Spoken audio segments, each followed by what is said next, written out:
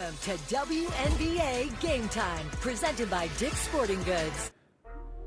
The WNBA came out and released this. Upon post-game review, the Phoenix Mercury Alyssa Thomas has received a flagrant 2 penalty and a 1-game suspension for recklessly making contact with her fist to the throat of Indiana Fever guard Caitlin Clark. It was announced today by WNBA. The incident for which Thomas, committed a non-basketball act occurred with 6:52 remaining. Per WNBA rule, the league has the option following review of any game to reclassify a flagrant foul or to classify as flagrant any foul not called such during the game, may impose a fine/suspension. She's going to obviously be suspended for their next game. A fist to the throat, a knee directly to the groin, and absolutely no whistle from the officials on the floor. On national television, the biggest star in women's basketball was systematically targeted, roughhoused, and physically compromised, all while the referees stood by and watched. For months, fans of the Indiana Fever have been forced to watch Caitlin Clark absorb unprecedented levels of physical punishment, leaving everyone to ask one fundamental question: how much is she supposed to take before someone finally steps in? The breaking point arrived in a sequence so chaotic, so undeniably hostile, that it couldn't be ignored any longer, sparking a league-wide crisis that has completely shattered the basketball world. Welcome back to the channel, where we break down the deepest narratives, the hidden controversies, and the high-stakes cultural shifts redefining modern sports. If you want to stay updated on the raw truth behind the biggest stories in basketball, make sure to hit that subscribe button right now and turn on all notifications so you never miss a video. For hours after the final buzzer, it seemed like this story might just be swept under the rug like so many others before it. The game was intense, the atmosphere was toxic, and the physicality had escalated past the point of basketball competition. When Clark was battling for position, a violent sequence occurred that left millions of viewers at home completely stunned, yet the officials blew no whistle. No foul, no flagrant, no stoppage of play. But the internet never misses a beat, and within minutes, a frame-by-frame breakdown of the assault began circulating online. Thousands of views rapidly became hundreds of thousands, and those hundreds of thousands quickly snowballed into millions. The public outrage grew so deafening that the league office was forced into an emergency corner. After reviewing the tape, the WNBA made a shocking, unprecedented announcement. Alyssa Thomas had been issued a retroactive flagrant 2 and a 1-game suspension for a non-basketball act involving reckless contact to the throat area. Not a fine, not a warning, a full suspension. For Fever fans, this wasn't just a disciplinary ruling, it was ultimate validation. It proved that the narrative surrounding Clark's treatment wasn't just fan bias or social media hysteria, it was a documented reality.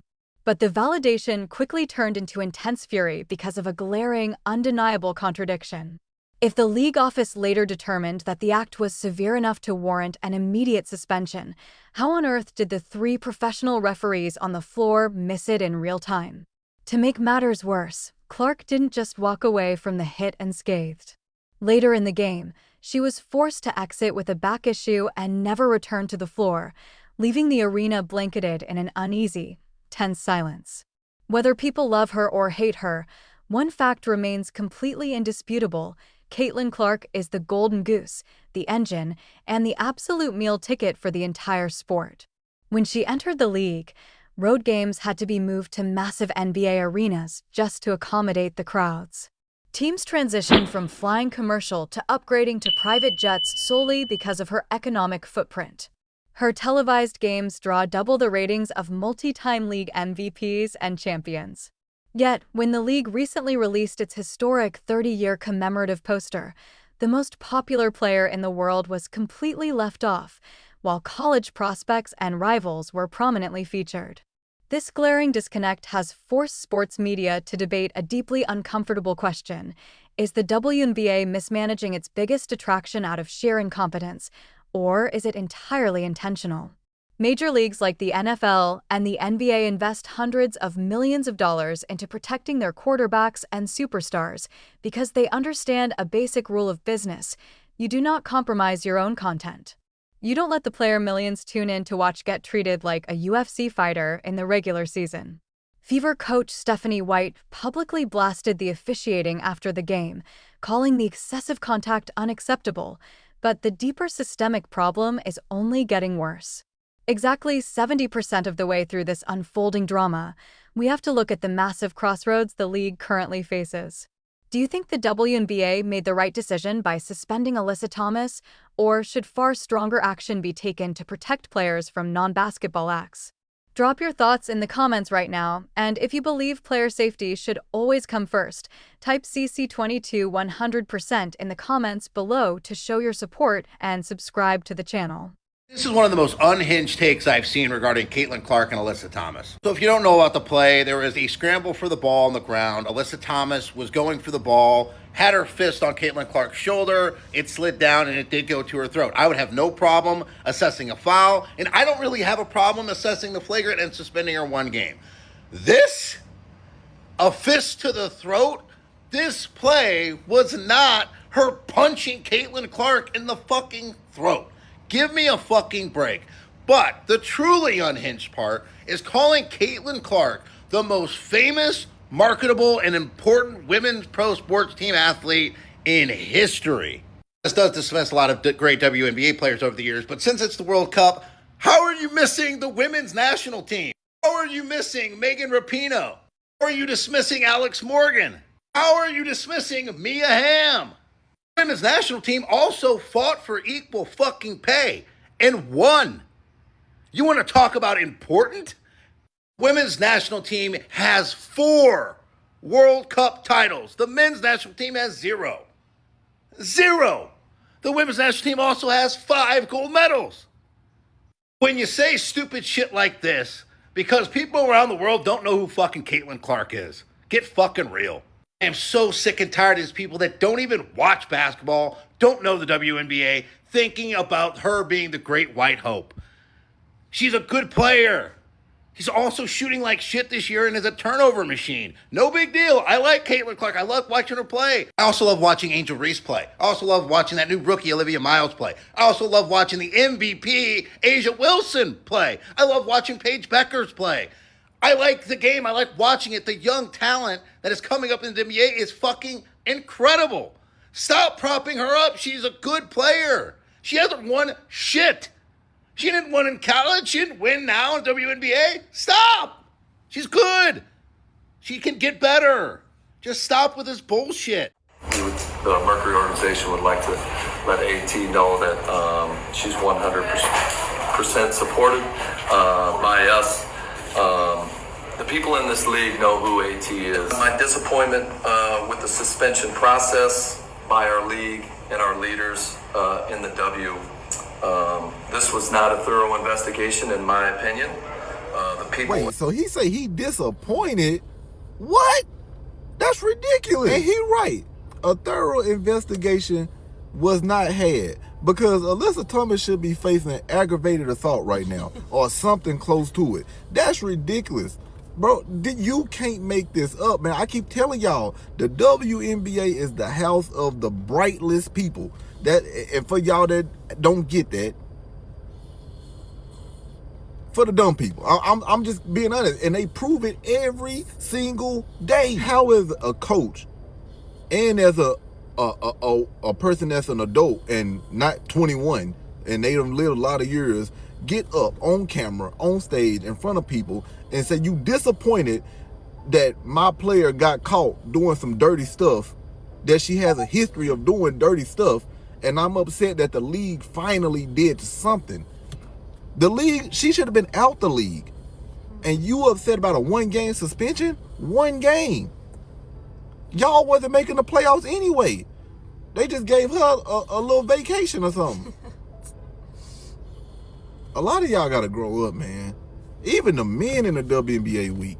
The WNBA is violent. WNBA has also announced that Alyssa Thomas has received a flagrant foul 2 penalty and a 1-game suspension for recklessly making contact with her fist to the throat area of Indiana Fever guard Caitlin Clark. A lot of people think that it was intentional because when you see the video, it appears that she's smiling, which is really scary. Now, I'm sure you guys have already seen the video, but if you haven't, basically what happened was Thomas thrust her fist into Clark's neck and then got up and stepped over her. They've announced that Thomas will serve her suspension on Saturday when the Mercury visit the Toronto Tempo, and that this is actually her first time in her whole 13-year career that she will serve a suspension. In the WNBA, a player receives an automatic 1-game suspension upon accumulating 4 total flagrant points. I do feel bad for Caitlin because it just feels like everyone's coming for her every match. I don't know if 1-game suspension is enough, I'm not gonna lie. But let me know what you guys think about all of this. Insane. So during real time last night, I did not see that happen.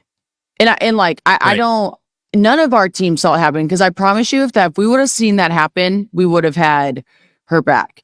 Unfortunately, this type of shit happens every single game to her, and the league and the refs do absolutely nothing about it. Like, you see the videos of like literally kneeing and cheap shotting C in the throat. Like, if she did that to any of our teammates, we'd be pissed. But like they're definitely targeting her, and the league and the refs do nothing to protect her. WNBA didn't just make an example out of Alyssa Thomas, they sent the message to the rest of the league that you cannot do that to our biggest asset. Because when Caitlin Clark gets hit in the throat, leaves the game with a back injury, and now is expected to miss Saturday night's game against the Sparks, the league's not going to treat that like it's a normal missed call. But here's the one thing people are getting completely twisted about this. This does not mean Alyssa Thomas is dirty. I don't believe Alyssa Thomas is dirty. What I do know that everyone knows is Alyssa Thomas is physical. She plays hard. The brand of basketball the W was built on, but this situation is much bigger than just one play. Because Caitlin Clark is not just another star. Caitlin Clark, whether people like it or not, is the WNBA's biggest asset. The ratings, the attention, the sold-out arenas, the national conversations. So when she's involved, everybody benefits. So when that punch to the throat turns into an injury and that injury turns into a missed game, the WNBA had to send a message. Not because Alyssa Thomas is dirty, but because the message had to be clear. You can be physical and you can compete, but you cannot let this player having this much impact on the W become something the W fails to protect. You gotta see this. From Republican Tim Burchett. I think it's trashy. She gets the crap kicked out of her. I think the WNBA is an opportunity for women to take it to the next level, and I think she's an exceptional athlete, and she's being just abused. Tim Burchett represents Knoxville, Tennessee. Same dude, by the way, who called Kamala Harris a DEI vice president. And look, MAGA has already shown that they are claiming Caitlin Clark as one of their own. This is just insanity. More from Burchett. The WNBA doesn't put her on their 30th year poster. I think something. Ah, yes, another fake controversy. The WNBA is celebrating 30 years, and they made this graphic.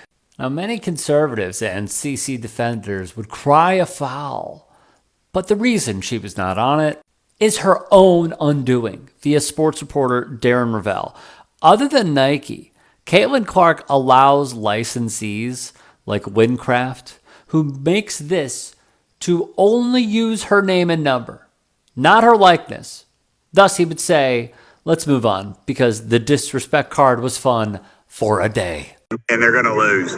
They're going to lose, because some European league's going to pull her in, and they'll pay her, and she'll pull out, and they'll all be back flying. Again, we talked about this with Norman Boomer Esiason when he said that she should go to the European leagues.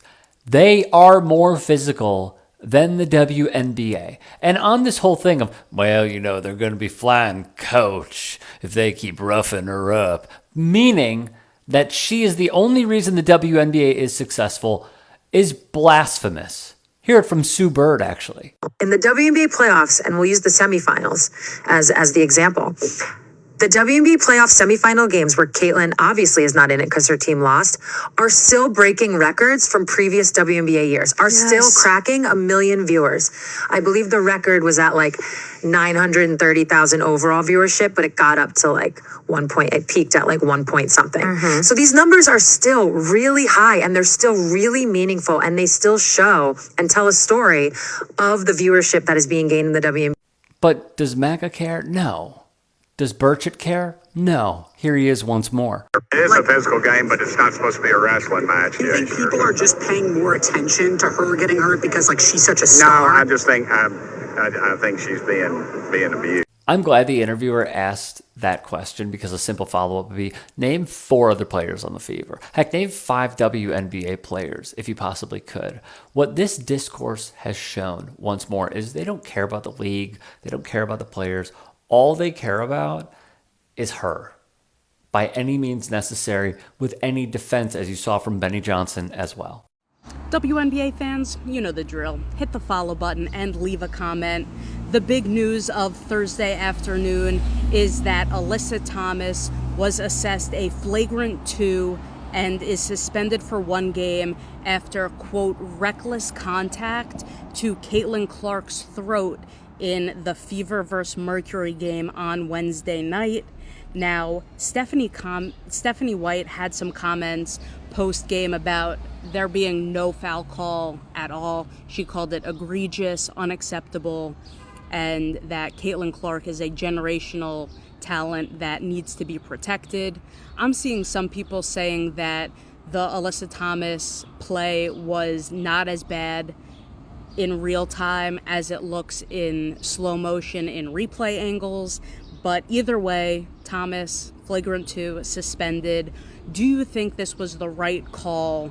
And do you think that now this opens a lane for more fouls to be called or for the refs to be held accountable with their no calls? Like, do you think that the tides will turn in the W with the latest reassessing of this call?